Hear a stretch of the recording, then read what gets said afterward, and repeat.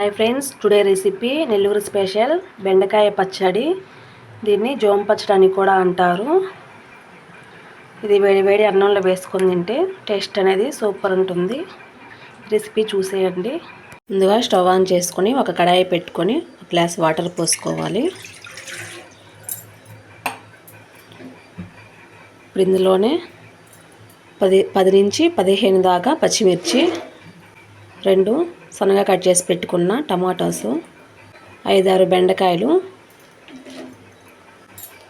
బాగా వాటర్లో ఉడకనివ్వాలి. ఒకసారి ఈ విధంగా మిక్స్ చేసి పైన ప్లేట్ అనేది పెట్టుకొని ఉడకనిచ్చాలి.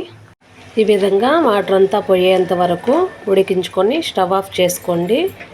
ముందుగా కొంచెం కల్లుప్పు, కొంచెం వెల్లుల్లిపాయ వేసి దంచుకోవాలి. ఈ విధంగా దంచుకొని ముందుగా ఉడికించి పెట్టుకున్నాం కదా బెండకాయ, పచ్చిమిర్చి, టమోటా, అవి వేసుకోవాలి. ఈ విధంగా అంతా వేసుకొని దంచుకోవాలి.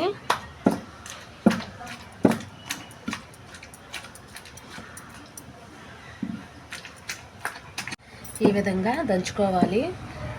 మరి మెత్తగా కాకుండా ఈ విధంగా ఉండాలి కొంచెం. ఇప్పుడు ఇందులోనే ఒక ఆనియన్ వేసి దంచుకోవాలి. ఆనియన్ మెత్తగా మెదగన అవసరం లేదండి, కొంచెం కచ్చా పచ్చాగానే ఉండాలి. ఆనియన్స్ అనేది ఈ విధంగా కొంచెం ముక్కలుగా ఉంటేనే పచ్చడి అనేది టేస్ట్ బాగుంటుంది. అయిపోయింది, పచ్చడి అయితే రెడీ అయిపోయింది. ఇది ఒక గిన్నెలోకి తీసుకుందాం.